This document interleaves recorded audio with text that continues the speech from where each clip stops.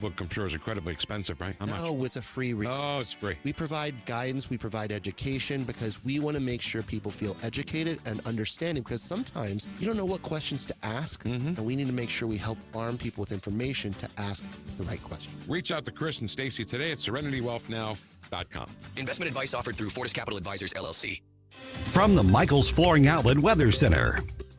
Beautiful sunny skies and mild temperatures today. A dry day with a high in the low to mid 60s. The normal highs in the mid 60s. So this is just about typical for this time of year. It does get cold tonight. Lows dropping down into the low 40s in the metro area. North of town, we could actually see a little light mix or a few snowflakes, believe it or not, in the morning hours, but I don't think it's going to have any impact other than the wow factor of seeing a little light snow after Easter.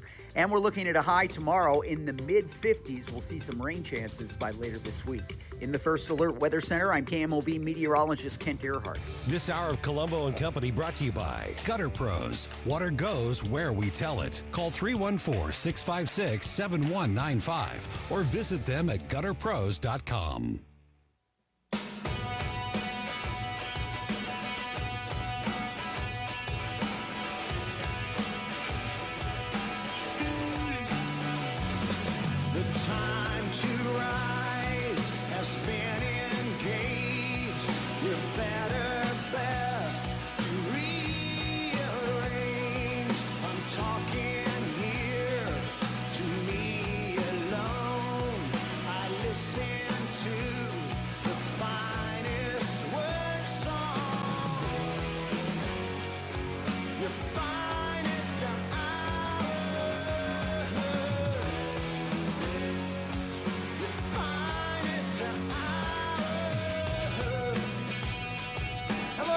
Welcome to Monday afternoon, kicking off what promises to be another very busy week here on Colombo and Company and on 119.94.1 News Talk STL throughout the entire day and entire week. We have, of course, Election Day happening tomorrow across the area. We're going to talk about that as we go through the afternoon. We'll be keeping a close eye on election results over the next, after tomorrow evening and into Wednesday. A lot of very important elections happening across the area.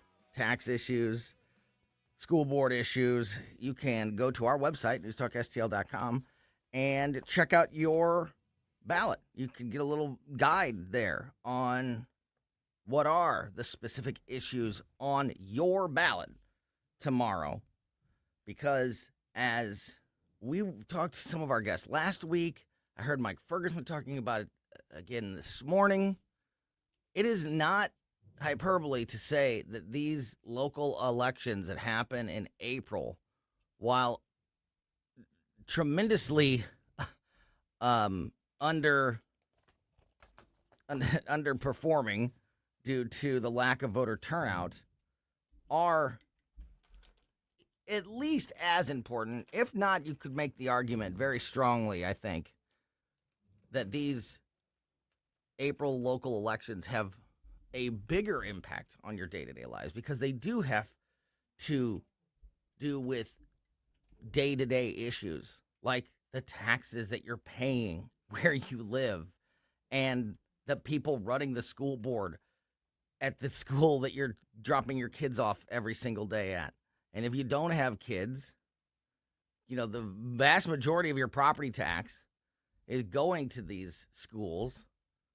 So you want to make sure that it's being handled in the way that you want it to be. So very important elections. We'll talk about some of the issues as we go through the day today and tomorrow, obviously. But you need to get out there and have your voice heard. And if you are, like so many people, it's April.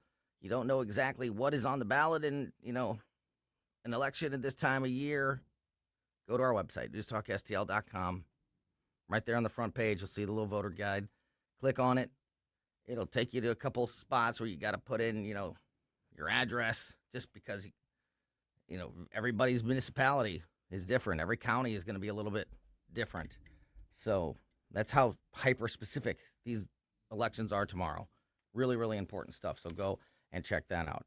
All right, we also have major updates coming out of Iran today. We've got major updates coming from outer space today.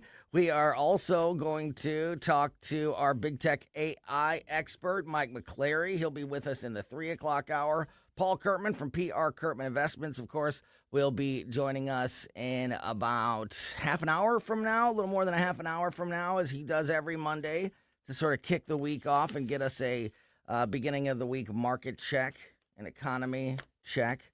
A lot going on with the economy today.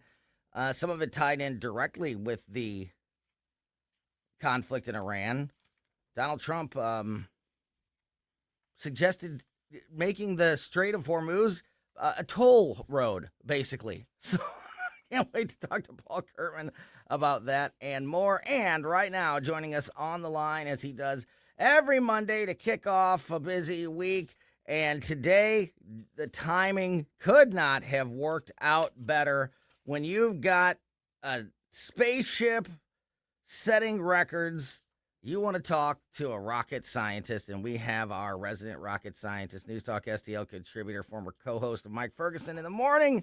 Gabe Phifer is on the line. Gabriel, hello. Happy Monday, my friend. To the moon, Alice. Yeah, to the moon and beyond. So, Indeed. just minutes ago, really, just over an hour ago, the breaking news came in the form of a social media post from NASA that Artemis II astronauts have broken Apollo 13's record, becoming now the humans that have traveled furthest from Earth. They've gone further than any other human in history. I believe it was last week, Gabe, when we had you on. If not, it was one of the recent times we had you on, and we were previewing the Artemis mission and this specific launch, but also the years-long mission in general, and kind of walking through it. And you had talked about this, how this record would be set by this crew. And as of 1:57 p.m. Eastern time, so 3 minutes before 1 o'clock, just over an hour ago, St. Louis time, that is when that record was broken. NASA's tweet read, quote, "A new milestone for humankind. The crew of Artemis II are now the furthest any human has ever traveled, reaching a maximum distance of 252,752 miles from Earth. This surpasses the previous record set by Apollo 13 in 1970 by about 4,102 miles. NASA says that Artemis II will continue to travel away from Earth, with NASA expecting the Orion spacecraft to reach a new maximum distance of 252,760. So that's about 8 more miles than the one that they put in the tweet. The crew will... Just a wee bit. Yeah, just to be real, just to be right on the money there. The crew will continue their mission to the moon to conduct scientific observations from the Orion spacecraft as they fly around the far side of the moon. I mean, Gabe, for a space guy, this has got to be just like prime nerd stuff, right? Like how cool is this? And this achievement by these astronauts, by NASA, by the United States, by humankind, that we have set a real human milestone today. Your thoughts? Oh yeah, I'm geeking out big time about this whole thing. I believe actually they're sending us 4K images of the moon's surface right now via laser communication. So those are going to be really cool. By the time NASA starts publishing those, you're going to start seeing new wallpaper show up on your available for your Apple products, I'm sure. But so it's going to be this whole effort, I think, is going to be considered if we really do pull this off and end up with a permanent spot on the moon. This is going to be one of those seminal moments that we're going to remember as humankind as a major game changer in civilization. They're gonna talk about it in the same breath as Wright brothers and the original Apollo mission. So, Gabe, I'm only going to play devil's advocate here because I know my answer to this question, and I think that it is massively important that we continue to push our boundaries. And, the cynical could say this is, we need to get out into outer space because we need to set up defenses and we need to set up military capabilities and, in order to ensure our military dominance on the world. And there's part of that. There's also there's also communication issues and things like that, that can be done in outer space and help, humankind in that way. But for me, it's just exploration. It's just the scientific what is out there? What is next? What can we learn about this galaxy and our moon and then the planets and space as we continue? I think that is the most important thing. But so that would be my answer to this question. The people that may be listening or that you see on social media that say, like, look, spaceships are cool and all, but we've got multiple wars happening down here. We've got, we got a lot of problems. We got a lot of problems with crime. We got a lot of problems in our communities. Why are we focused on putting people in outer space when we got all this problem happening down here on Earth? What would be your response to that? Well, I mean, in terms of the focus question, I think people need to remember that human society has always been able to walk and chew gum at the same time. While there are wars going on, constantly everywhere on the globe, and it has been so ever since, Cain met Abel. Humans have been killing one another. We still have to make progress. We still have to push forward to create the conditions in which we can actually improve the world that we live on. So, a lot of the things that we take for granted technologically, a lot of the knowledge that we take for granted, in our medical schools and things like that, come from, if not directly, then certainly secondarily from our efforts to explore space and all of the technologies that go with that.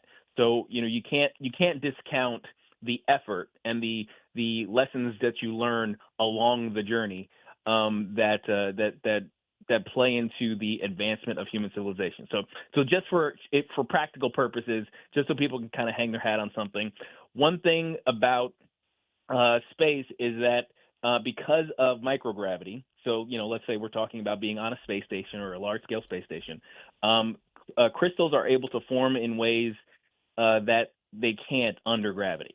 So there are entire, material science realms that open up once you kind of establish the ability to have microgravity facilities. The other thing is power scales better in space. You don't have cooling issues. You don't have waste issues like you do down here. So, people aren't worried about setting up an AI information farm someplace because of its need for water and its drain on the power system, because you can do all that stuff in space at scale very, very quickly. It's just a matter of making it cheaper to get things up there. And in order to do that, you need to really have your ducks in a row when it comes to developing these technologies. So we're on our way to advancing as a species, and I think a lot of it can be hung on the efforts to get to space. So, but that big picture, and I by the way, I agree with everything you just said, and I think that was really well said. And I think that one of the most disappointing things that has happened here in the United States and across the world, really, over the last 20, 30 years, is how we stopped going to space and how we stopped our push. And to see this happening today and to see that renewed interest being also, and not only is it cool to see that, it's also great to see that it's being driven largely by private companies and by the brilliant people in this country and across the world, and capitalism and pushing that innovation. Yep. That's even better as part of this story. So the big picture there that you just laid out, I think, is an important message. We talked about this the other day, and Gabe's a rocket scientist, but he doesn't work for NASA, at least not that he's ever told us. But I can neither confirm nor deny he is never my association with the so national. I know you don't know all that. I know you're not the person that has like the mission documents, and you didn't get your memos today. But in general, what are the specific things about Artemis 2 and this trip? Like, I had moon rocks in my 5th grade class. What do we need to look at? What do we need to look at the moon again for? Like what what are the what is the importance of what this Artemis mission over the next couple of years and its focus on the moon? How will that how can that help immediately here on Earth, or immediately in the terms of we're not talking about going to Mars, which is which is going to take a lot of time. This type of operation, how it will have a quicker impact on us here on Earth. What are the kind of things that Artemis is looking to accomplish with this mission? Well, I mean, primarily Artemis 2 is about proving the human element of this portion of the travel. So, the technology that goes into the capsule, the crew capsule that they're using, they're doing some proof of concept things on some of the newer elements of that.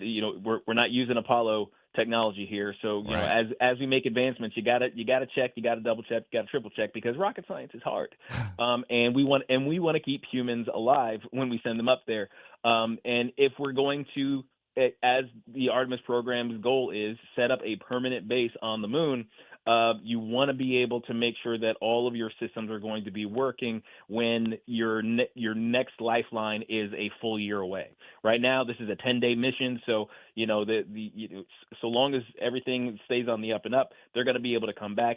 Once you put boots on the moon, it's a year before the next mission can be fielded to deal with them. So they're doing a lot of testing right now. Wow. Now, in terms of any other direct knowledge things, I mean, there's nothing that the average Joe individual can hang their hat on, except for the really, really cool pictures. Yeah, and I don't mean necessarily, and I'm not limiting it just to Artemis 2. The entire Artemis mission and the moon and the ultimate moon base, sure, and putting people on the moon. Is this military? Is it communications? Is it scientific? Is it all of the above? What is the ultimate goal of the Artemis mission? That it's going to be carried out over the next couple of years. Now that this launch has happened. Oh, it's definitely going to be all of the above. I think the hazards of living in a place as unhospitable to human life as the moon is going to lead to a lot of, I think, innovations that will have direct application to providing housing, food, and the like in inhospitable places on Earth.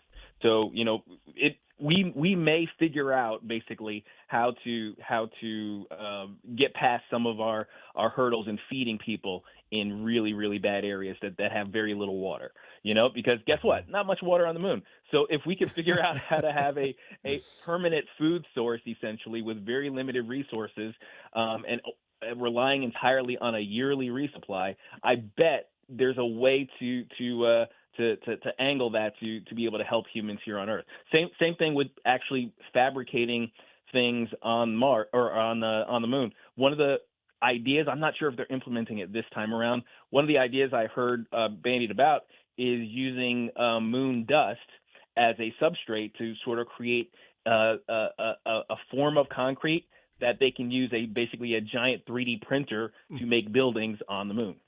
Okay. Imagine some version of that here. Yeah. Well, I was just going to. So you're talking about using the moon dust on the moon. I was thinking that it was moon dust bringing it back down here. No. Yeah, and I was going to ask, why is moon dust better than Earth dust? But no, that does make sense to harvest the resources available there rather than fly everything up. Because that's expensive. Gabe's sticking around for another segment. One more question on this Artemis mission, and then I want to get into some other things. You talked about I didn't realize it was basically a year if you're going to be one of these people on one of these astronauts that are based on the moon for a period of time, much like the ISS. We always hear about the windows. When there's somebody sick or hurt or something like that, or something goes wrong.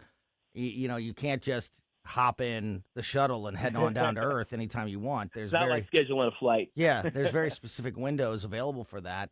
Would the International Space Station be another, it kind of maybe even both ways, like a lifeline for each other? With if something goes wrong on the moon, can they get to the space station easier than they could back down to Earth, and vice versa? If there's a problem on the space station, maybe they could get to the moon a lot easier than they could get back. Is this am I getting a little weird now, like with my questions here? But these are the things that my brain thinks of whenever we're talking about, this brave new future. Not entirely weird at all. I think ultimately the issue is a matter of resources. Every single launch has a cost to it. I don't think this is kind of made very public very often. Is the discussion about the amount of energy it takes to get 1 kilogram of payload into orbit, and how that translates into how many dollars it takes to get a 1 kilogram into orbit. And right now it's still a pretty high price. So each launch is basically a sort of a triage of equipment. Can we afford to take this right now? Or are we going to have to wait till the next launch window? Can we afford to take this?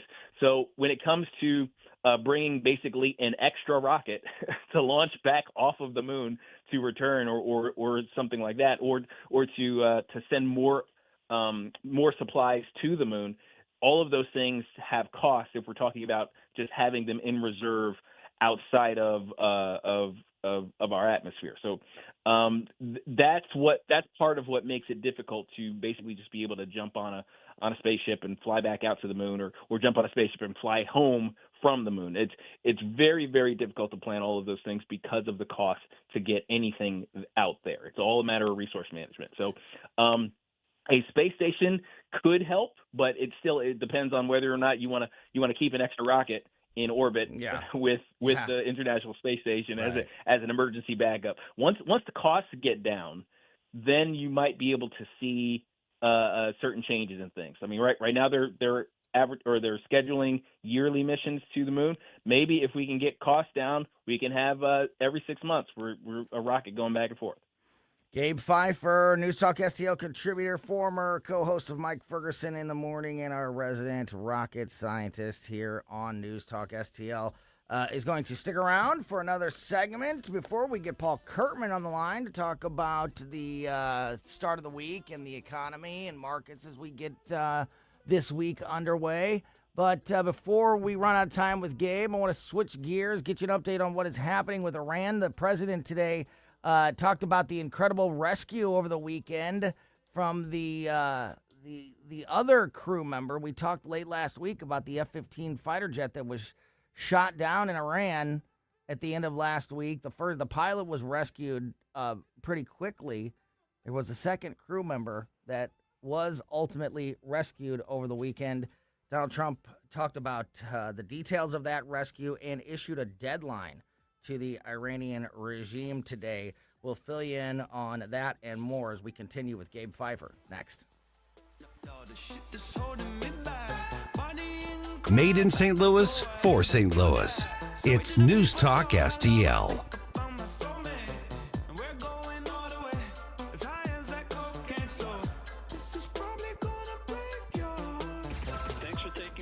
News, analysis, opinion. Radio news junkie. Love every bit about it. News Talk STL. Weber Chevrolet is the place to go if you are looking for a new vehicle this time of year. You know, the weather's warming up. We're starting to see some sunny days getting outside. And, you know, talking with Skip Weber from Weber Chevrolet about this a couple weeks ago on Closest Cabinet here on the show. We do that every Wednesday with Skip and Mark Close from KC95. Great conversation. Join us every week for that. It's 3 o'clock here every Wednesday afternoon. But, you know, something about this time of year, you know, like Skip joked, like he sells cars all year long. But there's just something about this time of year. People have been cooped up inside for a really long time. Maybe been thinking about getting a new vehicle, but, you know, you don't want to go and walk around and look at cars when it's freezing cold or it's raining or, you know, it's crappy outside. Something about this time of year just is really, you know, kind of sparks that in you if you've been thinking about getting a new vehicle. And if that is the case for you, of course, there is no better place to go than Weber Chevrolet. 3 locations around town to serve you: Creve Coeur in Missouri, Granite City, and Columbia in Illinois. There's also Weber Ford in Granite City, the entire Weber Automotive Group there to help you. Nobody's going to give you a better deal on a new vehicle. Nobody's going to give you more in your trade-in.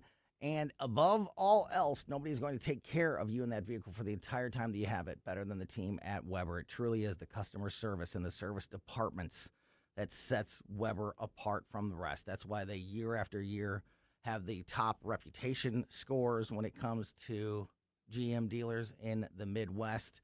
And that's why they've been around in the St. Louis area for nearly 125 years. You don't stick around in the same community for that long if you're not doing right by your customers. So if you're thinking about getting a new vehicle, don't wait. Check out what's happening at Weber Chevrolet just by going to weberchevrolet.com. The Herzog Tomorrow Foundation provides private school tuition scholarships through Missouri's new Most Scholars program to cover the cost of accessible, high-quality schooling. Hi, this is Myella Esser with the Herzog Tomorrow Foundation. Our private school tuition scholarships wouldn't be possible without the support of generous Missouri taxpayers. If you're a Missouri taxpayer interested in redirecting your tax dollars and sending them to Missouri students in need of a better education, please contact me at herzogmostscholars.org. Better education for students creates a better tomorrow for all.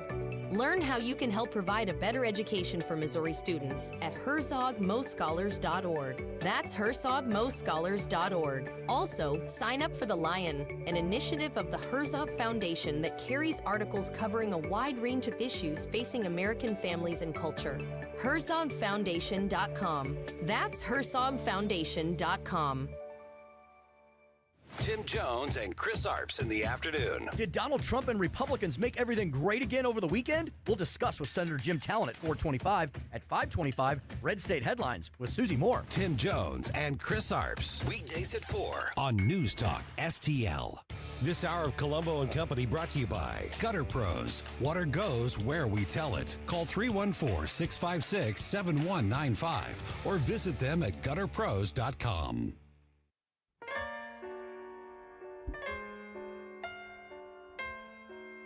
Welcome back to Colombo and Company on 119.94.1 News Talk STL. Tony Colombo here in studio with producer Ashlyn. On the line with us is Gabe Phifer, former co-host Mike Ferguson in the Morning, a rocket scientist, musician, church leader, just a guy who had a solo in the Easter Cantata at church yesterday. Just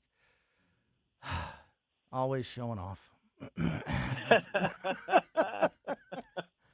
He's smarter, he's a better singer, he's more attractive than me and you and everybody else. Gabe, thank you, as always, for your time. Gosh. Hey, I lied. I said that I was going to ask... Go ahead. Go ahead.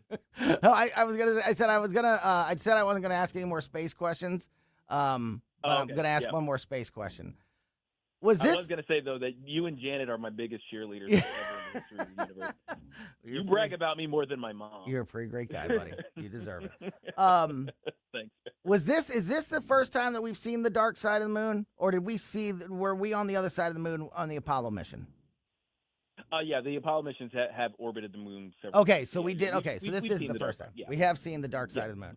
Did we? Yeah, we've seen it plenty of times. Are you ready? Are you prepared to confirm that is where the aliens are?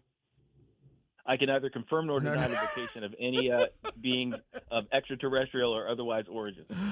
Gotcha. Well, yeah, I the dark side of the moon. We're getting some people on the social media asking about the dark side of the moon, and I couldn't remember. Ashley and I were just talking about it at the break. I couldn't remember if this was the furthest we've ever gone and the first time that we've seen it, or if the Apollo mission had actually gone.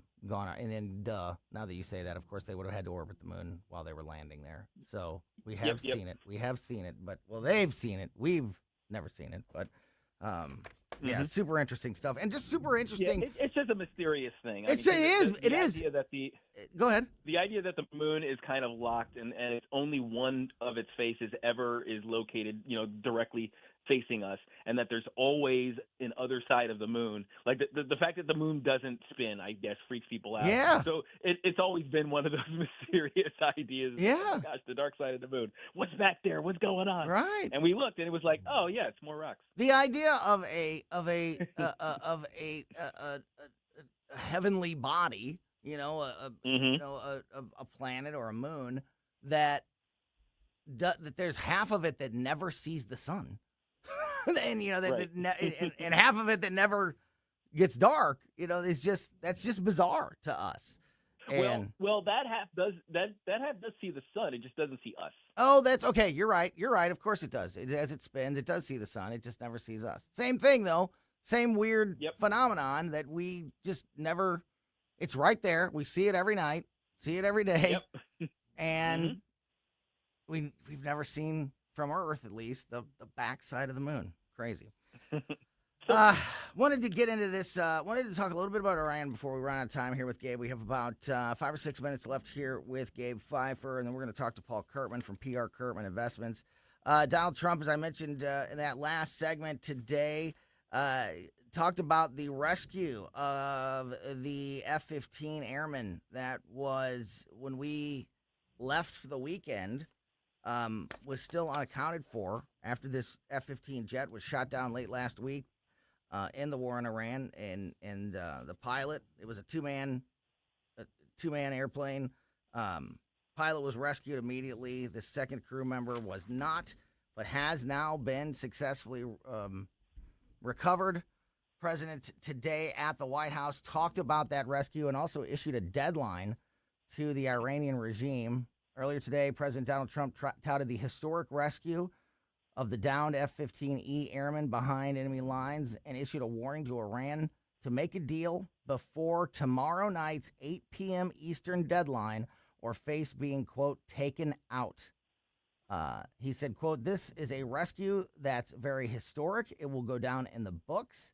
But then, while talking about the rescue mission, Trump paused to send a warning directly to the Iranian regime saying, quote, "The entire country can be taken out in one night, and that night might be tomorrow night." Trump continued to press Iran to come to a peace deal hours after saying the offers thus far are not enough. He did mention over the weekend that after the United States sent our most recent sort of peace agreement to them, that they responded with what the president called a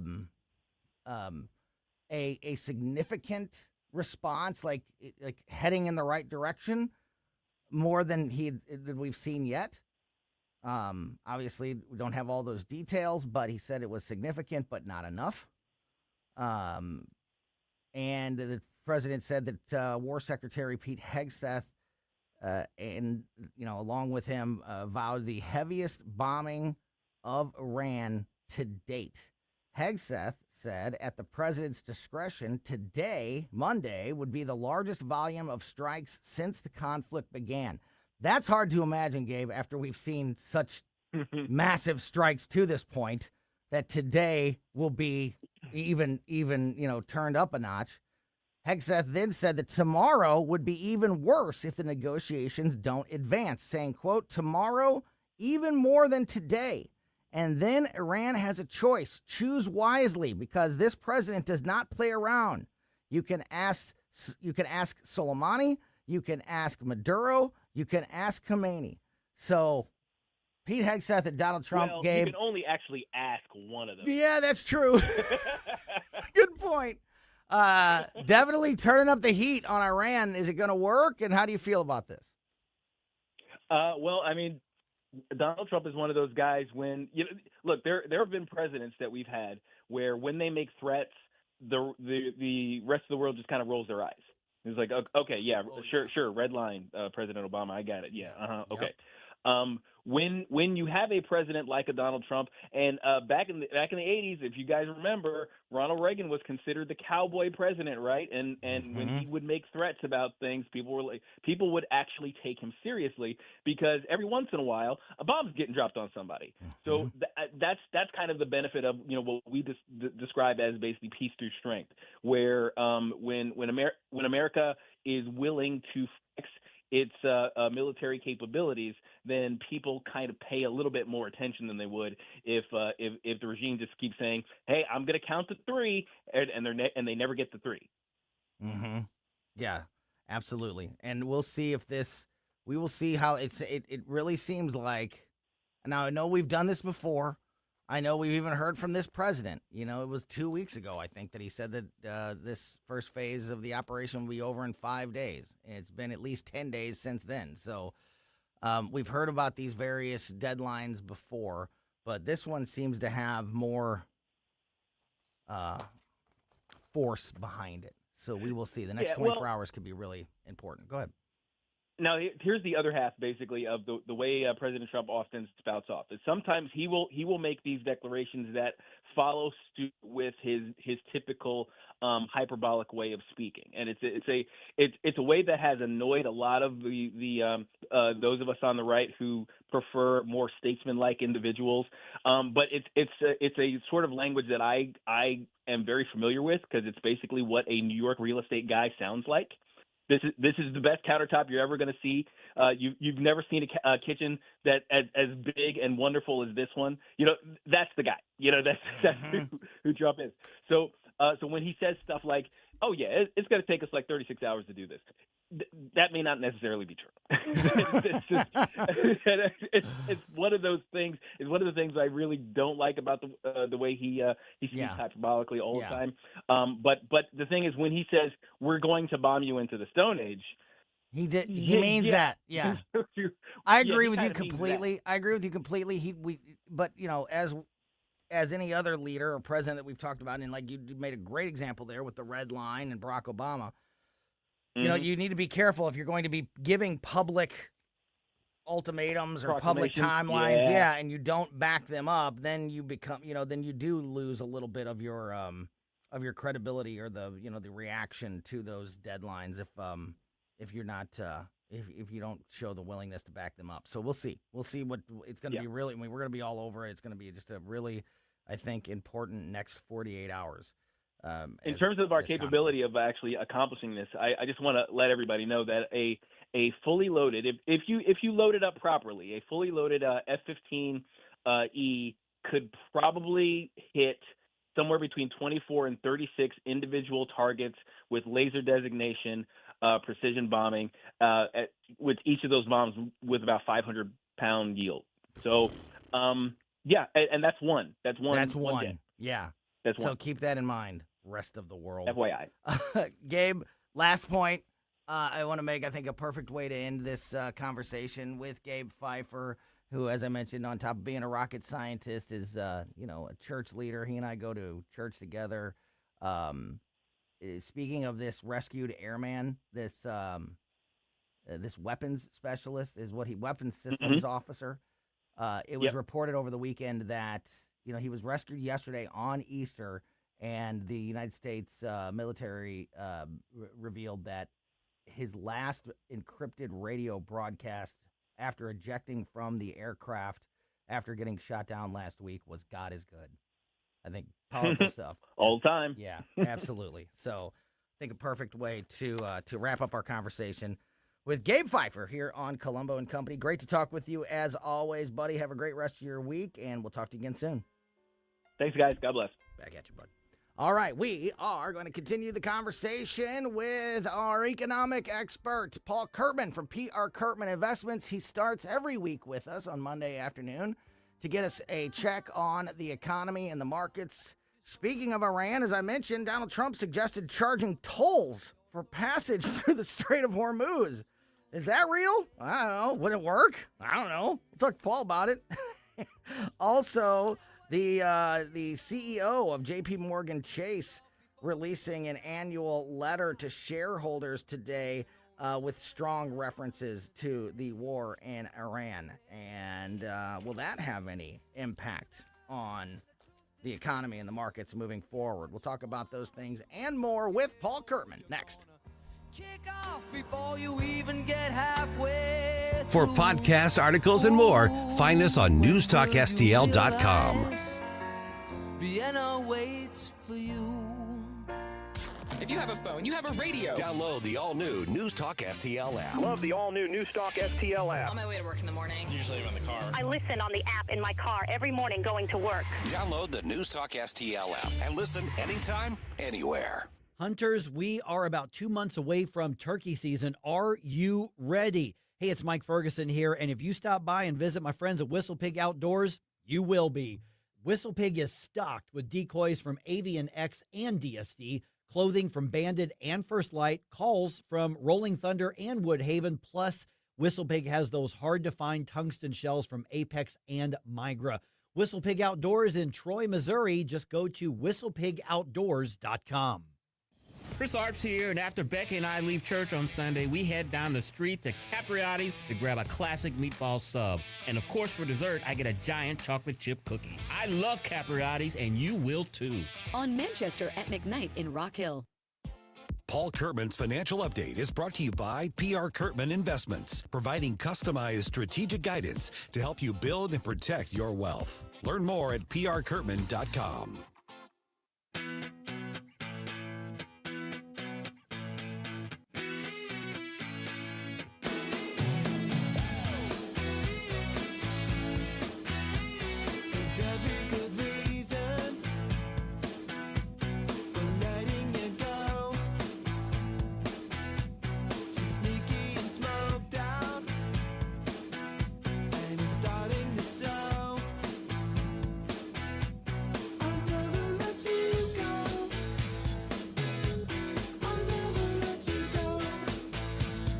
Hey, welcome back to Colombo Company on 101.9 94.1 News Talk STL. Thanks again to Gabe Phifer for joining us in that last segment again. What better day to talk to a rocket scientist than on the day that astronauts went further from the planet Earth than any other time in history. Great conversation with Gabe. If you missed it, go back and check it out on the podcast. Now, joining us on the line, as he does every Monday afternoon, to help us kick off the week and get a look at the economy and the markets as we start another busy week, Paul Curtman from PR Curtman Investments is here. Paul, how are you? And how are things starting off this week? Hey, good afternoon, Tony. Things are actually starting off the week pretty well. I mean, the last 3 trading days of last week were pretty good. We had a kind of a little rally. I think that the S&P 500, when I'm watching the chart, it's trying to break out of this downward trend that it's in, but there's just so much volatility around the world. Still, it's just kind of having a hard time breaking out. Today, though, the Dow Jones is up. All indexes are up. The NASDAQ, S&P 500. So we're kind of starting the week off pretty well, but there's a lot of economic news just around the corner. You mentioned that letter from Jamie Dimon, CEO of JP Morgan Chase. That people are talking about that letter, but also here at the end of the week on Friday, we have some new numbers from the Bureau of Economic Statistics coming out. So we're going to find out a little bit more about what inflation was doing in March. And so there's just a lot coming together this week. So whether or not the market's going to be able to kind of break out of this downward trend, or whether or not it's going to get a bunch of news that it doesn't really appreciate and continue that downward trend is yet to be seen. But I think at the end of this week, we're going to kind of figure out which way it wants to go. So I want to read a little bit of this letter that was released today by Jamie Dimon, the CEO of JP Morgan Chase, just to get your thoughts on some of this, because it is tied so directly into the war in Iran, which is bringing together two obviously, major topics that we, cover and talk about here every single day. Two major topics that, impact everybody's lives. And for Paul, I mean, we always talk about, Paul's economic expertise. Paul also a veteran, so that's served in that part of the world. So perfect time to, got lucky talking to a rocket scientist on a day where there's space news and nobody better to talk to you about this stuff than you, Paul. So I want to read a little piece of this and get your thoughts on it. So JP Morgan Chase CEO Jamie Dimon warned in his annual letter to shareholders that the war in Iran could lead to more stubborn inflation as well as higher interest rates than what the market is currently anticipating. Dimon's letter was released today in conjunction with JP Morgan's annual report for 2025 and said that the Iran war may cause energy shocks along with disruptions to global supply chains that could cause inflation to remain higher than expected. Quote, now, because of the war in Iran, we additionally face the potential for significant ongoing oil and commodity price stocks, along with the reshaping of global supply chains, which may lead to stricter inflation and ultimately larger interest rates than markets currently expect. Dimon said that the foremost risks facing financial markets and the economy are geopolitical in nature, including the Iran war and Russia's war in Ukraine, as both conflicts have had, quote, an impact on countries and economies, across the globe that are not directly involved in the war, unquote. One last piece of this letter, Paul, that I want to read and then get your thoughts. Quote, nations that are heavily dependent upon imported energy are already seeing the effects, and it's not just energy, it's commodity products that are byproducts of oil and gas, like fertilizer and helium, and given our complex global supply chains, countries are experiencing disruptions in shipbuilding, food, and farming, among others. So that's a lot. A lot going on there, but it is all of it is directly tied into what's happening in the Middle East and also to a degree what's happening in Ukraine. So, and wars can end, and those situations can change for the better or the worse over time. What do you think of Diamond's warning, and what do you think? Is he on? Are his intuitions, are his warnings accurate and important, or do you see it a different way? No, I think his warnings are accurate. Now, you have to understand, though, Jamie Dimon, his job is in terms of his relationship with investors. Whenever you have an investment advisor at your local financial office, or whether it's Jamie Dimon, who's the CEO of one of the largest financial institutions on earth, the job here is to mitigate risk, and that means you have to be very real about where the risks are. Now, Jamie Dimon also knows that this whole thing could wrap up tomorrow. We could see a white flag of surrender. We could see all of our terms being met. And we could see this whole situation in the Middle East just kind of disappear overnight and brighter days tomorrow. But Jamie Dimon also understands what I think everybody else kind of understands, even if we haven't just really thought about it and articulated it in this detail. But look, we just got out of a 20-year war in Iraq. And most of that war was being fought by an insurgency, not by people wearing uniforms, walking around and marching around in gigantic organized units, okay? So what if you had that happen in the Straits of Hormuz? What if you had rogue cells that were just organic, popping up all over the place, but it was happening in the Straits of Hormuz? Back in 2000 or 2001, the USS Cole got hit by a fishing boat, and it blew a huge hole in the side. So what could happen in the Straits of Hormuz just because the Iranian Guard is defeated and nobody is walking into their recruiting office anymore to join the Iranian Guard does not mean that hostilities will cease, because there could be an insurgency in that area too. And if there's an insurgency in the area of the Straits of Hormuz, you could just, and I'm just giving you one example of how things could continue to go sideways. So Jamie Dimon is doing exactly what he needs to be doing. He's making sure that people have a realistic expectation or a realistic understanding of how expectations could shift depending on the direction that this war goes. And I think that anybody who's looking for sound financial advice, they need to have somebody who is going to tell them the good, the bad, and the ugly, because it's important for people to be able to manage their expectations. This could be inflationary. Like you said, the byproducts of oil, the whole world is running on oil. So it's not just the byproducts. It's not just plastic. It's the energy that it takes to transport cans of corn across the Midwest and get it on the shelves at Walmart. Everything could wind up going up if the situation continues to escalate, or at least if it doesn't resolve quickly.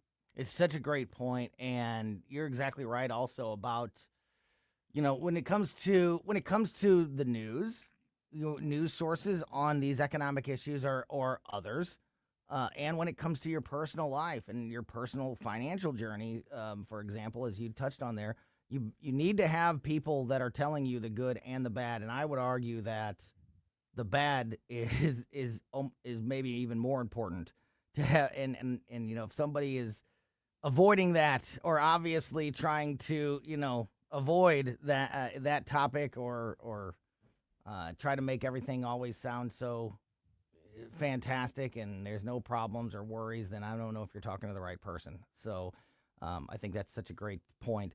Paul, speaking of, and of course, Paul and his team at PR Curtman Investments are that team for many people. I can't recommend them enough.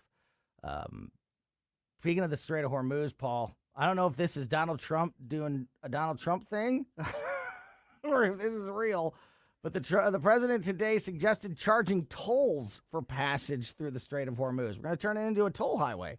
President today suggested the United States could charge tolls for passage through the Strait of Hormuz. Speaking with reporters, Trump was asked about Iran possibly charging tolls themselves for ships to pass through the waterway. And the president answered that question with a question saying, what about us charging those tolls? I'd rather do it than let them have it, right? Why shouldn't we? We're the winner.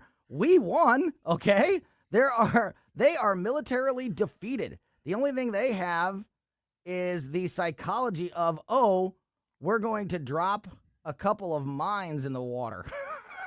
Unquote.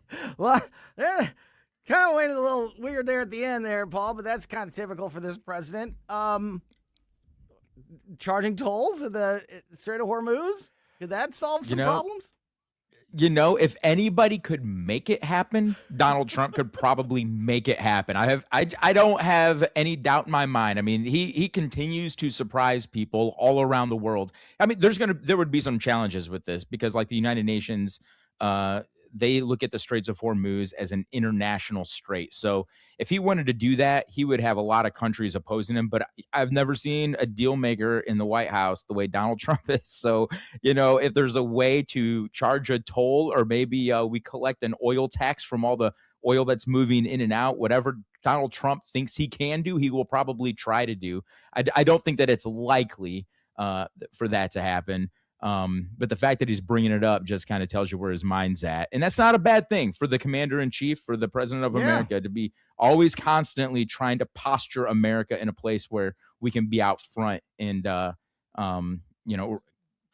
somehow benefit from the situation. Yeah, or thinking outside the box. I mean, at least coming up with these ideas, for sure.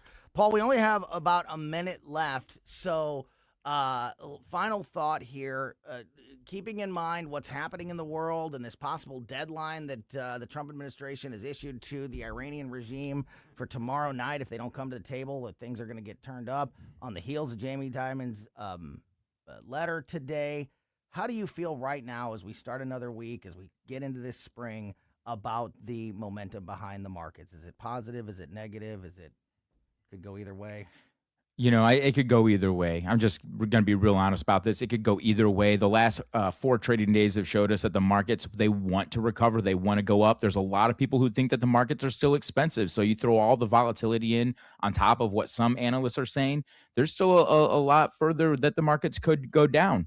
But if Iran does come and they have the white flag of surrender, if they do come to the table, and if America does get what we want out of this, I think that that's going to provide a lot of energy for the markets to go back up. That is Paul Curtman. If you need some guidance on your financial journey, whether you be a young family starting out or somebody closing in on retirement, I can't recommend Paul and his team enough. Paul Curtman at PR Curtman Investments. Paul, always appreciate your time, my friend. Look forward to talking to you again soon. Sounds good. Thanks, Tony. Yeah, you bet. Thank you. All right, Monday afternoon, just about 3 o'clock, we're going to talk AI with our big tech AI expert, Mike McClary from Intervine, next. Tuesday, April 7th, your community is on the ballot. And before you vote, you need to know what you're voting on. School board, city council. News Talk STL has you covered. Log on to newstalkstl.com for our complete voter's guide. See the issues and races on your local ballot. Know the facts. Make your choice. I think we need some kind of change. Then get out and vote. Because local elections aren't decided by millions. They're decided by you. My vote counts. See the complete voter's guide at newstalkstl.com. Hey, Jamie Allman here for my favorite go-to store for seafood, gourmet goodness, and tons of wine. It's Stars, 1135 South Big Bend. A huge selection of seafood flown in from the coast. Lemon sole, halibut, Maryland lump crab, Gulf shrimp, and you gotta try the trout dip. Plus, imported and domestic hand-cut cheeses, lots of hand-picked wines at great prices, hard-to-find gourmet foods, and fresh roasted coffee using only the best quality beans. Stars, 1135 South Big Bend, just off of Highway 40. Looking for a great place to play golf and host your next event? Sugar Creek Golf Course in High Ridge is more than just exceptional golf. Our clubhouse is the perfect spot for private parties, family get-togethers, and unforgettable celebrations. Make your special day even better with our welcoming atmosphere and outstanding service. Visit sugarcreekgolfcourse.com for more information. That's sugarcreekgolfcourse.com, where great golf and great memories meet. sugarcreekgolfcourse.com. This year, America turns 250, and News Talk STL is celebrating our nation's semi-quincentennial all year long. News Talk STL, #1 for live and local Soros-free talk, with proud supporters of our 250th birthday celebration. Freddy's Market, Iron Bear Customs, and STL Windows and Doors. 250 years strong, and we're just getting started. 101.9 and 94.1 News Talk STL. KLGY HD3 Clayton, K270BW Bellefonte, KNBS Bowling Green. This is News Talk STL at 101.9, 94.1, and always streaming at newstalkstl.com. Breaking news at Town Hall. I'm Bob Agnew in Washington. The U.S. and Israel are hitting Iran with multiple airstrikes while rescuers pour through the rubble in search of survivors. Footage released by the Iranian Red Crescent showed the aftermath of strikes in various areas in Tehran and Qom province.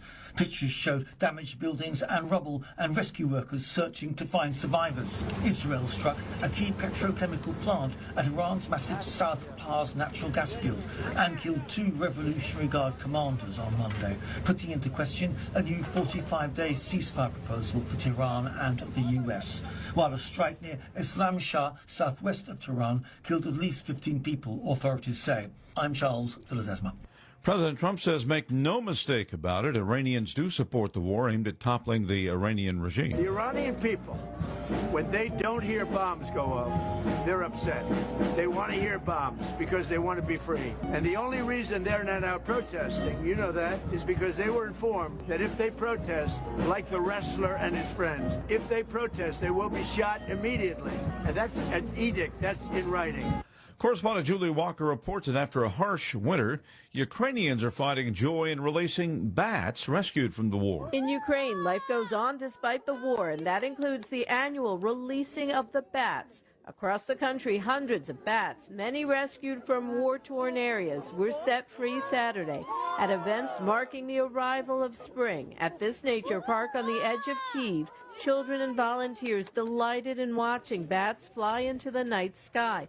Anastasia Vok, a volunteer at the Ukrainian Bat Rehabilitation Center, says preserving these endangered animals is crucial.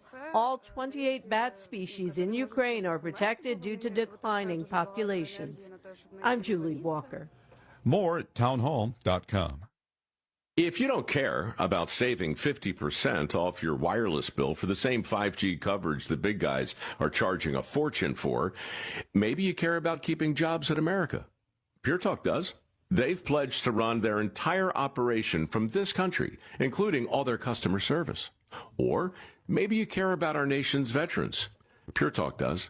They've donated hundreds of thousands of dollars to America's Warrior Partnership, a fantastic organization working hard to prevent veteran suicide. Or maybe you care about closing America's skills gap. Pure Talk does. They're a proud supporter of MicroWorks. They're helping my foundation train the next generation of skilled workers. Don't get me wrong. Saving money's great, and you'll save plenty with Pure Talk.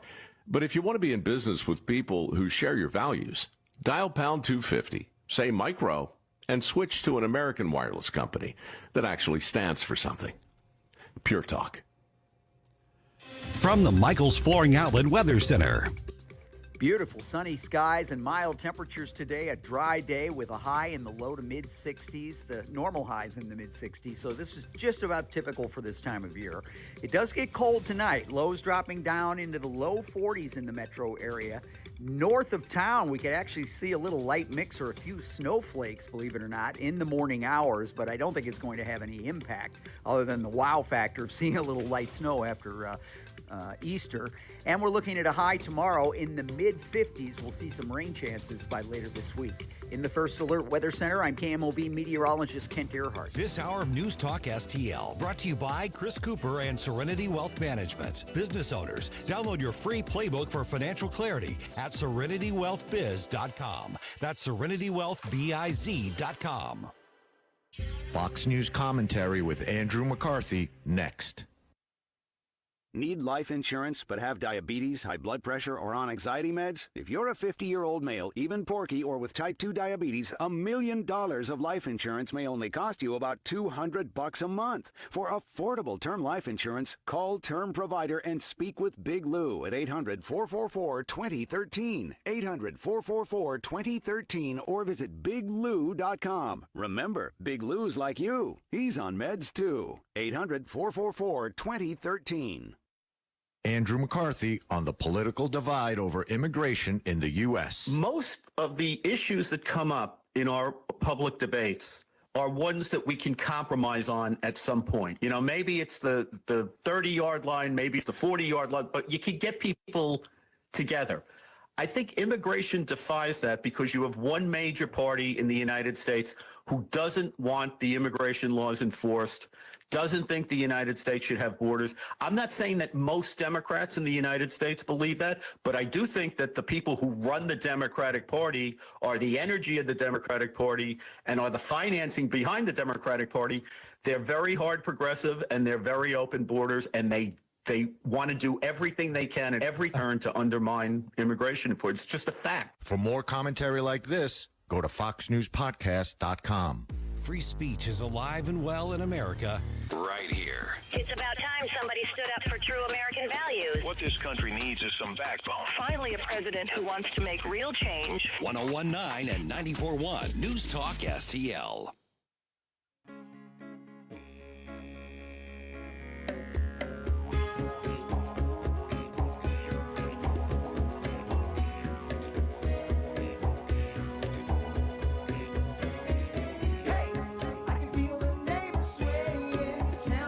That's good stuff right there. That's local music from Justin Rock. Support local music. Welcome back to Colombo Company on 101.9, 94.1 News Talk STL.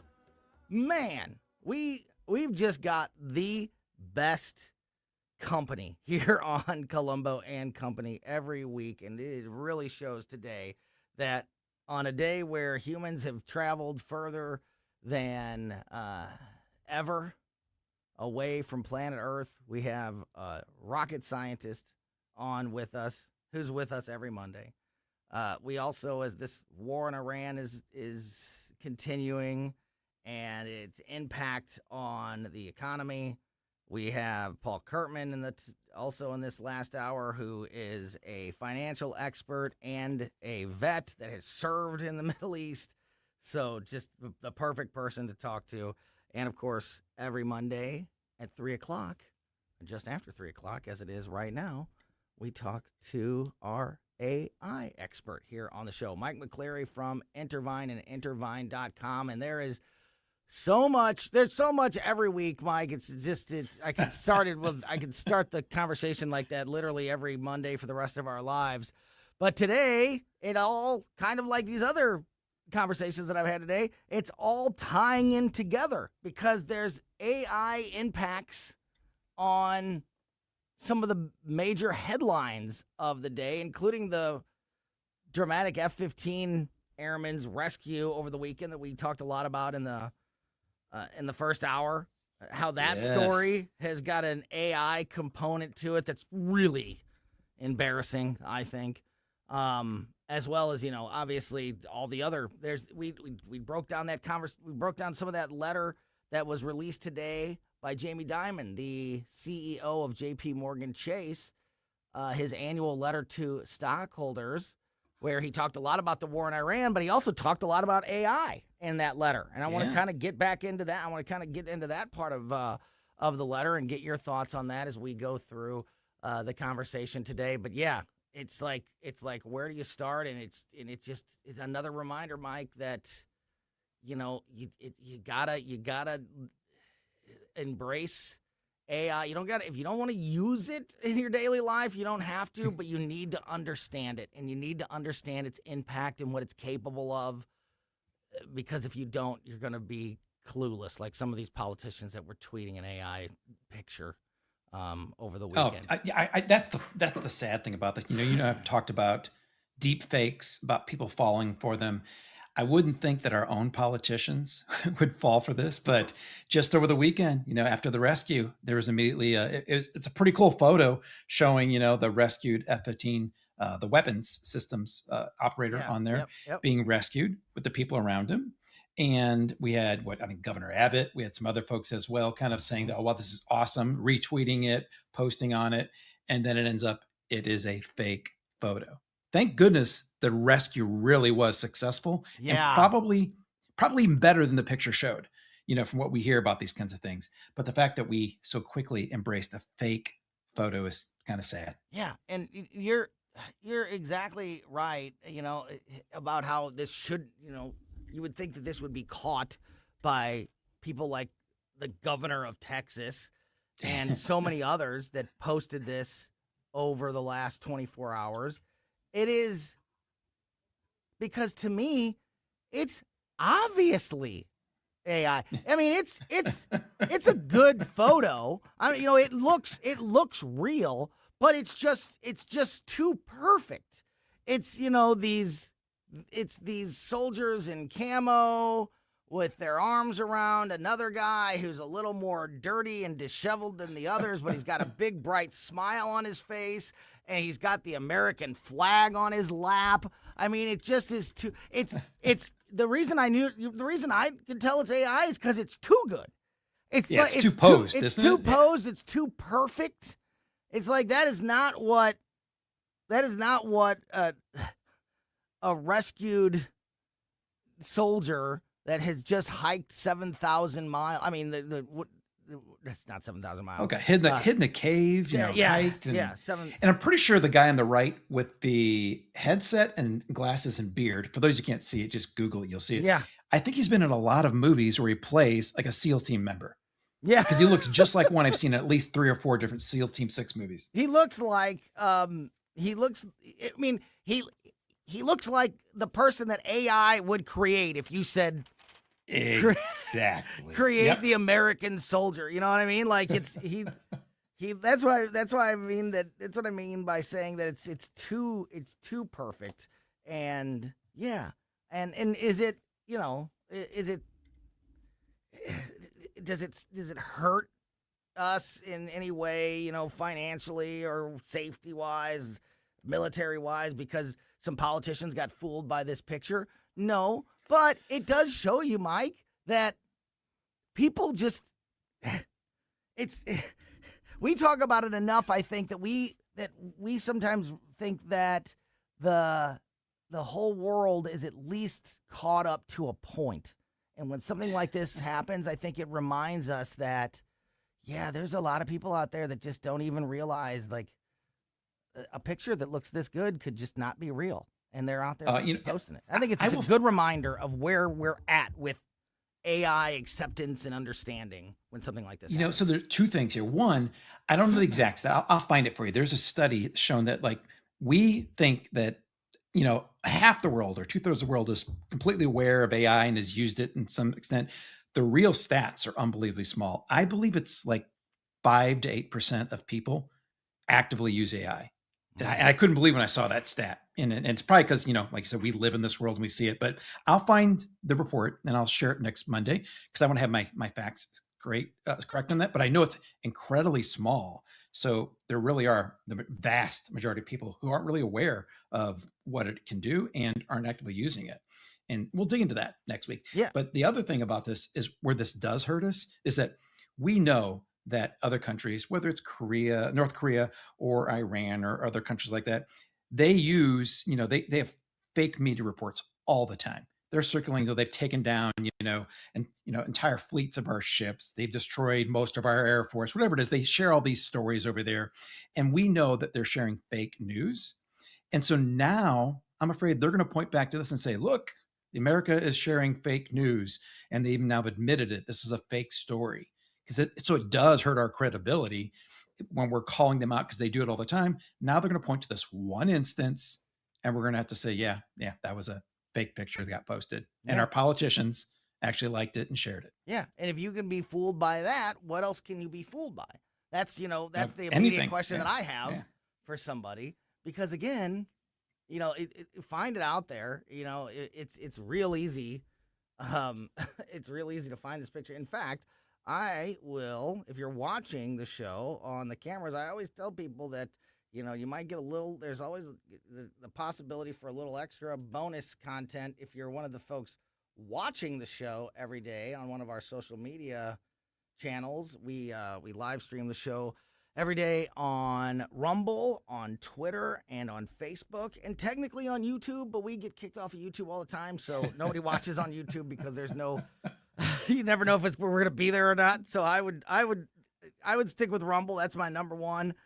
Twitter and Facebook also fine too. But if you're watching on the cameras here, you can see a picture of it. I hope you can see that picture. Ashley, I don't know if that's getting through the camera or not. Is it too bright? Yeah. Here, as I talk, I'll see if I can lower this brightness a little bit so people can actually see this picture. But you'll see it if you're not watching the show. You just Google it or whatever you want to see it. It just is. To me, it's very obvious. Like when I read the story before I saw the picture, Mike.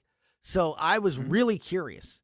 Like I was really curious about the picture. Like how good is it? How realistic is it? And then when I saw it, my internal reaction was like, oh, like it's like I thought it was going to be better. You know what I mean? Like it's like, oh, it's pretty clearly fake.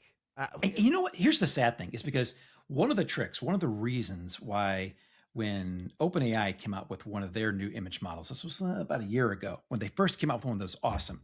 And the reason why it went so viral at the time, not their video, these were the image models.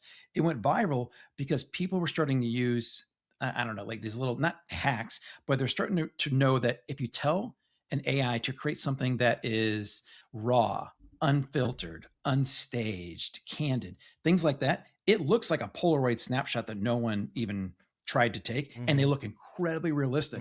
This one looks like, I don't know, like Tarantino said, stage the perfect victory flight home. Yeah.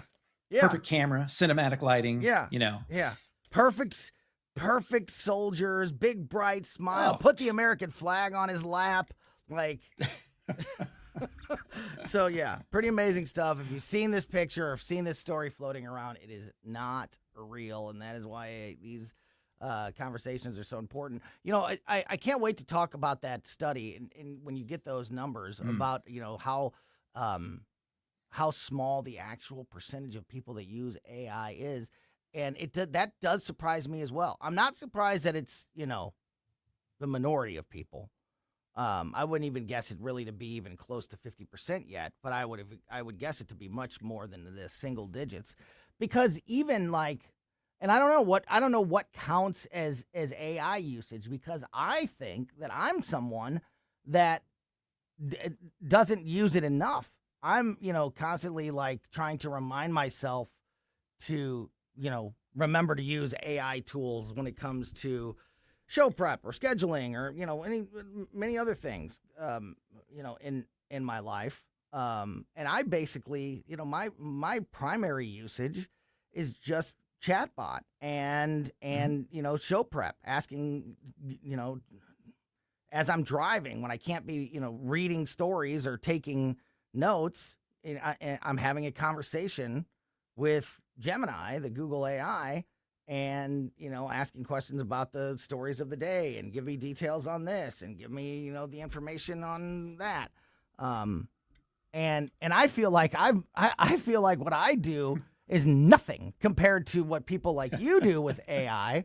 So I feel like I'm on that group of like that doesn't even really use it. And if people aren't even using it at my level, then yikes. Well, I'll tell you the good news about that. There really is. This is not Mike trying to be overly positive. The good news is for those who are really afraid that AI has passed them up and that they, it's going to be really hard to stay employable because you don't really have strong AI skills yet. you're with the 90% of the world right now. So if you do start using it more and more and build up some just basic skills, you're going to have a huge advantage when companies are looking for people who have AI skills. We're not talking about programming or developing your own AI tools. Just being able to use it is a skill set that's in high demand right now. Yeah. And so that's the good thing about that is the competition is not that big out there right now. Although if you're paying attention to it, it feels like it because you live in that AI news cycle bubble like we talk about on the other end of the news spectrum. That's why it kind of feels that way. I think that my experience is that when I talk to somebody who has just started to implement AI, assistance in some part of their life, whether it be recreational or work or school or whatever it is, the most common the most common answer to the question, what are you surprised about the most? What surprised you the most about, starting to use AI tools or getting into AI? And it might be 100% literally of the time when I've asked somebody that question, that the answer is the biggest thing that surprises them is how easy it is to use. Yeah. Once you start, it's like having a conversation with a friend. Yeah, and I think that's important for people to hear because they think like computers, AI, the most advanced technology we've ever seen. I don't understand computers. I'll never be able to use that stuff. I can't just dive right in. Yes, you can. It's a lot 100% simpler than people realize. Go ahead. I'm sorry. I used it to cook our Easter dinner yesterday. I'm not joking about this. So we had our oven went out last week, and I, being the guy, thought that I told could you try how to build an oven. Yeah. Oh, sorry. Go ahead. It did not. It did diagnose the problem, but the problem is I can't get the part in time. But so we had a couple options. Like we have a pressure cooker, and we don't use it that often, but it's great when you do. And we also have this like 3-pot crock pot that can also like cook 3 dishes and slow cook them and keep them also like warm. And so I kid you not, we were having some honey roasted chicken. We're having some green beans. We're having some yams, corn, and a couple of things. And I told it, I don't have an oven, but I got a pressure cooker and I have these other like slow cooking crock pots. And here's what we're having. How do I cook all this in time? And I have it all saved. It told me when to start everything, how to cook everything, the right temperature, when to switch the little crock things from high to low, when to put things into the pressure cooker, when to let it steam and vent. And it timed it down to where I was going to eat at 2:00. We ate at 2:04. And it was a perfect real world scenario where it was incredibly helpful. I would have been panicking. Yeah. Yeah. And there are so many of those, and it doesn't have to be something complicated. It can be just I am like, sometimes I'm mad at myself because I'm trying to do something and I don't remember just to ask Gemini, for a half an hour, and then I'm like, oh, I could just get the answer by like something as simple. And I think I've talked about this before. When the Olympics come around, we always subscribe to Peacock so we can watch the Olympics. And then we unsubscribe as soon as the Olympics are over. Yeah. And I went into our subscription after this last Olympics, and I'm on I'm in the Roku app on the television, and I'm in the Peacock app on the Roku, trying to find this. I know I've done it before. I know that there's a way to just click the buttons and find where it's at, and then in my subscription, and I couldn't find it. And after they don't make it easy, Tom. Yeah, right. I know. After about 15 minutes, I went, just ask Gemini. And I said, hey, on a Roku on a Roku, how do I unsubscribe from the Peacock app? And you do it from like the Roku screen, not in the app. That's where I was going. I thought you had to open the app to unsubscribe, but you do it and yeah, it just walked me through it. Like, go hit the home button and then hit the settings and then go to this setting and then go to apps, and like it just exactly walked me through it. Just a simple. And you can turn the camera on now, Tony, too. You could have like hit the camera button and it would show to your TV, and I kid you, it'll say, oh, you're on this screen. Click on this icon here. Yeah. It's that good and that fast right now. Yeah. And I didn't have to do anything. I didn't know. I don't have any special computer knowledge that allows me to benefit from these things. It's literally just talking to the chatbot in many of these instances. Well, you know what? You do have a good talking skill. Well, I mean, so don't undersell yourself.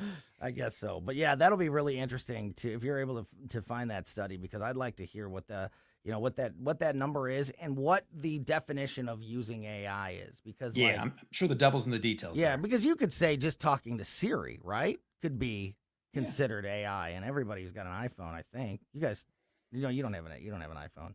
They still talk to Siri. No, I don't. I'm a Pixel guy. They still talk to Siri, right, on the iPhones? I don't know. I've never had an iPhone. I've heard Siri's not that good anymore.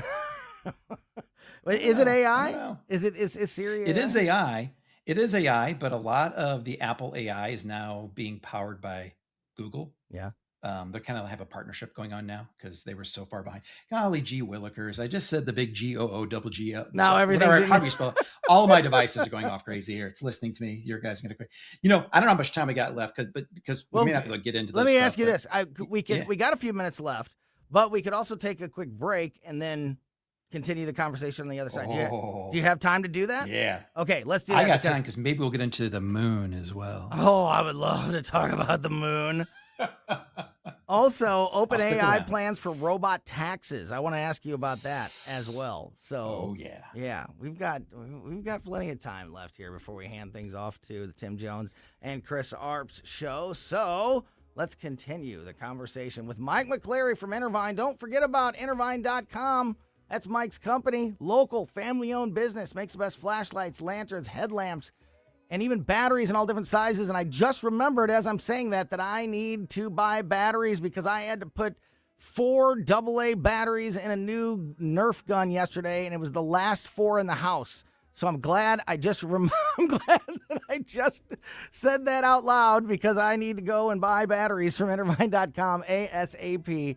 Intervine.com, use my name, Tony, as your promo code to get 25% off. That's what I'll be doing to get 25% off everything. Flashlights, lanterns, headlamps, batteries, all at Intervine.com. TONY is your promo code, Tony, for 25% off everything. We continue the conversation with Mike McClary from Intervine next. Follow Tony Colombo on Twitter at Tony Colombo Talk. If you have a phone, you have a radio. Download the all-new News Talk STL app. Love the all-new app. And listen anytime, anywhere. I wish I could play the didgeridoo. Wow, no. That's just cool stuff. Hey, the Walner Home Selling Team at Berkshire Hathaway, they are the folks to call if you are thinking about selling your home. This was especially noticeable and kind of a moment for the Colombo family yesterday, Easter Sunday, of course, the first time that we had family Easter at my mom's new house, thanks to the Walner Home Selling Team at Berkshire Hathaway. So just like I did a few years ago, when we moved, we called Rodney and Jen Walner Home Selling Team. Christine and I did.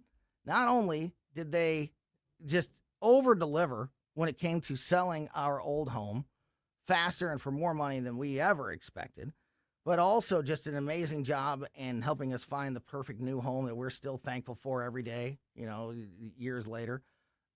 Then just over the last couple of months, my mom, through the same process with the Walner Home Selling Team. Also, our own Jamie Ullman, who's part of the Walner Home Selling Team, big help in that process as well. She had the same experience, just absolutely outstanding experience. Rodney and Jen Walner are selling 15 times more homes per year than your typical home seller. They have so many qualified buyers right now that they guarantee to get you an offer. They're licensed in both Missouri and Illinois, so they can help you no matter where you are in the St. Louis metro area. And I can tell you from all that personal experience, there is nobody that has the experience or the work ethic to be the best more than the Walner Home Selling Team, more than Rodney and Jen Walner at the Walner Home Selling Team. So if you're thinking about selling your home, they are the team to call now. Call them at 314-810-SOLD, 314-810-SOLD, 314-810-SOLD for the Walner Home Selling Team. Dreaming about a vacation but not sure where to start? Should you book that all-inclusive resort or a cruise? Which destination? What cruise line? And how do you know you're getting the best value? That's where Magic Expeditions comes in. We're your St. Louis local travel experts, helping you choose the vacation that fits. Whether a relaxing, adults-only escape, family-friendly resort, or unforgettable cruise adventure, skip the stress, the guessing, and endless online searching. Visit magicexpeditions.com. That's magicexpeditions.com. This is Larry Connor's commentary on News Talk STL. So an Alabama Democrat congressman thought that he could make political hay by attacking the SAVE Act. It would require voters to show identification before voting. The 40-year-old congressman had a question for his audience, most of them older than him. He had some of his staff taking video because he was going to use his question and their response as campaign material. So he said, "Watch this. How many in here have no ID?" Not one hand, not one was raised. Kind of backfired on him. He quickly added, 20, 30, 40 years ago, it was a lot different. Still trying to put a positive spin on a failed attempt to blast the SAVE Act. Now, actress Meryl Streep has also bought into another version of the lie. Republicans are trying to suppress voting. And she said, "It's my understanding that if a married woman tried to vote, still has her old name on her ID, she won't be able to vote in November." Meryl, you are an Emmy-winning actress, but you should also get a Dumb Award. Those women have months to get a proper ID. Just do it. There's another leftist fail. Get more Larry Connors on Larry Connors USA. Tonight at 6 on News Talk STL. I want to share something with you. Cooking a pizza using coal creates an amazing pizza. Only one place to get it, Napoli Brothers Pizza and Pasta in Chesterfield. Of course, they offer a wide variety of pasta, but you just visit the website napolistl.com, dine in or take out, and get ready for patio season. Napoli Brothers Pizza and Pasta in Chesterfield Valley. Try it. You can thank me later. Looking for unbelievable deals? Stop by Overstock Outlet in Lake St. Louis or Warrenton. Open 7 days a week. Discover big savings on a huge variety of merchandise with no hassle. Just great prices. Visit us in Lake St. Louis on Highway N or in Warrenton on Boones Lake. Check out our Facebook page at Overstock Outlet Lake St. Louis or go online to overstockoutletstl.com. Unbeatable value, friendly service, and you never know what we'll have at Overstock Outlet. 1 in 4 women will have an abortion before the age of 45 in this country. That's the tragedy we must work to stop. Mike Ferguson from The Morning Show here, and that is why Reach Reproductive Health is here, to empower parents to save the lives of innocent children and to see these families come to Christ. And you can be a part of saving and changing lives. So pray and visit outreachforlife.org to learn more, volunteer, and donate. That's outreachforlife.org. On the next Larry Connors USA. The story behind the story in the news business. What does off the record really mean?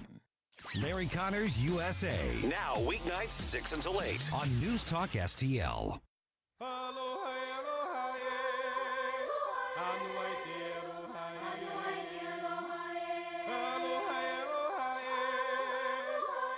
Listen, you can't just play this song out of nowhere like that on me, especially, this time of year when it's starting to get nice outside again. This is like the Colombo family vacation theme song. Makes me feel some type of way. A lot of positivity. Perfect time for you to be here, Mike. If you were here, I'd hug you. We'll put a rain check on that one, Tony. Didn't know how to respond to that, did you? I was taking a drink of my iced coffee and it almost spit out, but that's okay. You're listening to Colombo and Company here on 101.9 94.1 News Talk STL. I am Tony Colombo here in studio with producer Ashlyn, and that is Mike McClary from Intervine. As I mentioned a moment ago, the local family-owned business owned by Mike and his family that makes the best flashlights, lanterns, headlamps available on the market, even batteries in all different sizes, and you can get all of those great products right now by going to intervine.com and using my name, Tony, Tony, as your promo code. 25% off everything at Intervine.com. I really did make myself a note to buy batteries as soon as the show is over. I meant to do it last night because I went to the battery drawer. My son got this new Nerf gun, like a semi-automatic Nerf gun. Oh, how fun. Oh, they're great. He's got a whole arsenal. I mean, he's got like dozens of Nerf guns. It's kind of his thing. So he got one for Easter, and I knew it needed batteries. I thought 4 was excessive, but I don't manufacture these things, and then realized that I had exactly 4 AA batteries left in the drawer. So I need to use my own name as my promo code at Intervine.com and stock up on batteries. So you'll be seeing an order coming in very soon. I'm not going to get up my desk until I do. There you go. Well, you won't have to sit there long, I promise. Now, Tony, I got an idea. Yeah. You ready for this idea? I am. Okay. I do want to get into the robot taxes. Yeah, and please. Public wealth fund and that. But I think I should list off 10 true but weird facts about the moon before we do that. What do you think? Yeah, heck yeah. We a a lot of perfect day moon, to do it, right? A lot of moon talk today. Started the show with Gabe Phifer, who's a rocket scientist, a space nerd. If you missed any of the conversation, it was perfect day to talk to Gabe because just like Mike, he's with us every Monday. But today, Artemis 2, making history. The astronauts aboard Artemis 2 went further away from planet Earth than any other humans in history. So it's a space day. It's a moon day. So I would love some moon facts. All right, here we go. 10 true weird facts. Okay. True. All right. You putting True quotes facts. around the word I'll be true? redundant. Or you? Yeah, I'm putting air quotes around it. Yeah. Okay. Good to know. All right. So first, when Apollo 12 crashed into the surface, the moon rang like a bell for an hour. And then when Apollo 13 did, it rang like a bell for 3 hours. NASA didn't expect it, making people think the moon might be hollow. Truth is, it's probably just a little less dense in the inside, but still a weird fact. Also, the moon is 25% the size of the Earth, making it the largest moon of any moon in the solar system. And actually very odd. Most moons are really, really small compared to their planet. Ours is a quarter of our size. Ungodly big for a moon, which is just weird. That's such a good stat. I actually asked somebody last week, it might have been Gabe.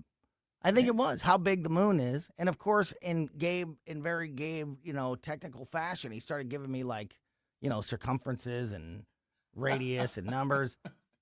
And I still didn't have a very good idea at the end of it. I didn't want to admit to it. But I still had some trouble grasping how big it is. 25% the size of Earth. Now that's an easy one that's an easy way to remember. All right, I'm sorry. That's a big moon for us. Great moon, and what a great moon fact. Yeah. Well, here's another one too. Okay. The Earth is 400 times the size of the moon, and the sun is 400 times. So the sun is 400 times larger than the moon, and roughly 400 times further away than it is from the sun. Means that we have a perfect eclipse. And if we didn't have those numbers, if 400 times wasn't the number of the distance and the size, we wouldn't see perfect eclipses the way that we do. It's a really weird phenomenon. That is sized the perfect way. That is, and that really is amazing because it does have to line up absolutely perfect for us to have these, total eclipses that we've seen, obviously, over the last couple of years and, in our area and all of that. Yeah, if the distance isn't exactly right, if the size of the moon isn't exactly right, if the angles aren't exactly right, it doesn't happen. It is pretty amazing. Yeah, that is amazing. For us, it does. Great moon fact. Also, moon rocks are magnetized, but the moon has no magnetic field. I don't figure that one out. How do it work? It's true. Yeah, who knows? Because of the aliens. It's the aliens on the dark side of the moon and all their equipment over there. It could be those towers that. My guess. There's a whole story about that guy. A NASA scientist actually says he saw pictures of that back in, I think, the 70s, something like that. But he's the only one who said that. But whole nother story. But also, there's something called TLP, transient lunar phenomena. It means that parts of the moon just get bright for no reason at all, and they can glow for hours, and then they fade away. It's there's like 4 or 5 different reasons that could be happening. None of them verified. Also, lunar titanium concentrates are bizarrely high. We have so much titanium on the moon, which might be why we and China and other countries want to go there, because it's a titanium plethora virtual cornucopia. That's why people want to get there. Titanium harvesting. Exactly. Moon rocks are older than any rocks found on Earth, even though people say that the moon came from a collision of the Earth. I don't figure that one out. How can it be older than the Earth if it came from broken away from the Earth? Another thing I just don't maybe the rocks have disintegrated. Maybe the Earth rocks have disintegrated at a rapid pace, and you can't get to the. I don't know. I wouldn't think so. We have an atmosphere and it doesn't. Yeah. So who knows? Yeah.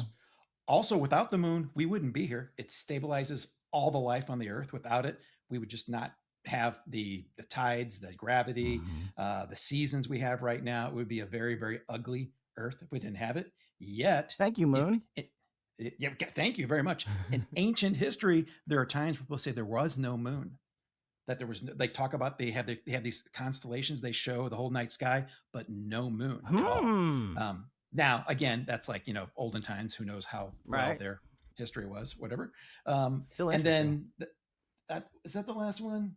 Oh, we find lots of trace things on the moon when we did bring rocks home that don't exist here. I think like uranium 236, some weird number like that, but it's like never here. So again, if the moon came from the Earth, why is that there and not here? Because the aliens. That's 10 things. Really that odd fun is. facts about the moon. Those are great moon facts. Yeah, thank you. You never know what you're going to get. Not on AI Monday. No. We could go to the moon. You never know what you're going to get. I love it. So got just a few minutes left here, Mike. Maybe as bizarre as the moon facts, OpenAI is making robots to do tax. What's going on with robot taxes? We can cover this. We got this. So everyone's we have worried about 4 minutes still, so you're good. Plenty of time. Yeah. So people are worried about the impact of AI, what it's going to happen on the economy and the entire world, and it's a real thing. It really is coming. And so OpenAI is now proposing some changes to help with that. One is a public wealth fund, and the way this would work, right now, the government's been investing. Trump's been investing in some companies. I think NVIDIA, as a matter of fact, is one of them. Huge company for AI and technology and hardware. They propose another fund that invests in AI companies, and then the profits get redistributed to the population, to the people. So that's way for us, for our tax money going to these companies, get some of that back in form of profits. I like that idea. If we're going to invest in them anyway, let's give some of that money back to us. Absolutely. The other one, the robot tax, is a little misleading, but what they're proposing is if companies are going to outsource real people's jobs to robots, then there's like a special tax, because you can't. The way that the government makes the money, and whether you agree with it or not, and I generally don't, is by taxing incomes. And these robots are not going to have incomes to tax. And so the tax base is going to go down. And so what they're proposing is if you're really replacing people with robots, then there needs to be some kind of tax that goes on that so that there's more income going back into robot usage tax, essentially. Well, if you're using a robot, I like that idea. Yeah, absolutely. Yeah. I mean, I'm also a big sales tax proponent instead of income tax. Oh, but amen. Whole nother topic. Last real quick point here, Mike. I mentioned, especially in the last segment at 2:40 when we talked to Paul Curtman for PR Curtman Investments, we talked about the letter from Jamie Dimon, the CEO of J.P. Morgan Chase. His annual newsletter to stockholders. He talked a lot about what's happening in Iran and its impact on the economy's future. He also touched on AI a whole lot in this, and I just want to read this one part because we only have a couple minutes. I just want to read this one part and get your quick thoughts on it. In part of this letter, Dimon wrote, quote, "Overall, the investment in AI is not a speculative bubble. Rather, it will deliver significant benefits. However, at this time, we cannot predict the ultimate winners and losers in AI-related industries. We will not put our heads in the sand. We will deploy AI as we deploy all technology to do a better job for our customers and employees." And I read that one part, Mike, because I think it just goes back to what we talked about at the beginning of this conversation. Just a reminder, this is the guy who runs, the most powerful bank in the world.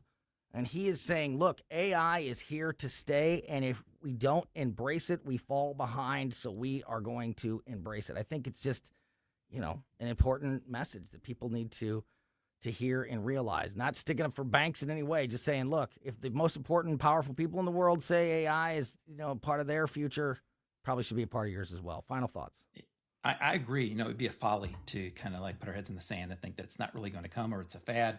It would be as if, you know, what if other countries were going out there and creating nuclear energy and nuclear weapons, and we decided, you know what, we just don't like that, so we're not going to participate. Well, there's lots of dangers in pretending like a technology that's here and it's been uncovered, the cat's out of the bag. No one's going to put that cat back in the bag. And so you need to at least acknowledge it and prepare for it. And I think we can do that responsibly in a way that makes us stronger and mitigates our risks as much as possible. And it highlights the importance of this weekly conversation every Monday with Mike from Intervine. Again, all these AI topics that we cover, try to keep you up to speed on the industry. Mike pops in from time to time outside of Mondays when there's AI news, which happens more and more these days. And just can't thank you enough, Mike, for all the insight and the great conversation. Really appreciate your time. Talk again soon. Same here, guys. Have a good week. Great stuff there. Mike McClary from Intervine. Again, Intervine, INTERVINE.com. That's Mike's business, local family-owned business. Makes the best flashlights, lanterns, headlamps available on the market. Batteries in different sizes as well. 25% off all of it just by using my name, Tony, as your promo code at Intervine.com. All right, tomorrow is Election Day around the metro area across the state of Missouri, and we will be covering all of those issues tomorrow, and then obviously as the week unfolds, getting you all those election results. Get out and vote tomorrow, and again, go to newstalkstl.com, our website. We have a voter's guide there. You just put in your address. You can see the ballot. Get yourself up to speed on the elections happening in your area, and get out and vote tomorrow. Colombo Company back tomorrow at 2. In the meantime, keep it here for O'Reilly next, then Tim and Chris.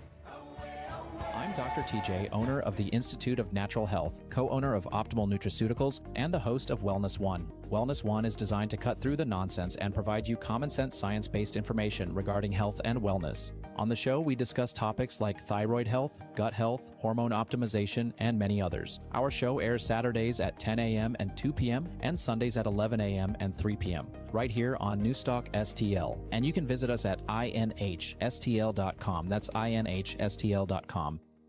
Hey folks, the Clayton Sleep Institute and my friend Dr. Ojal back supporting free common sense conservative radio. ClaytonSleep.com, treating the full range of adult and pediatric sleep disorders from sleep apnea to insomnia, restless leg syndrome, periodic limb movement, and narcolepsy. What an awesome place. New comfy setting for the sleep lab. ClaytonSleep.com, 314-645-5855. Better sleep, better life. Bill O'Reilly here. You are listening to the O'Reilly Update. Coming up next, the news with Mike Slater. Thank you, Bill. It is Monday, April 6th, 2026. Here's what's happening today in America. He is found. Time's running out. Save college sports and the dark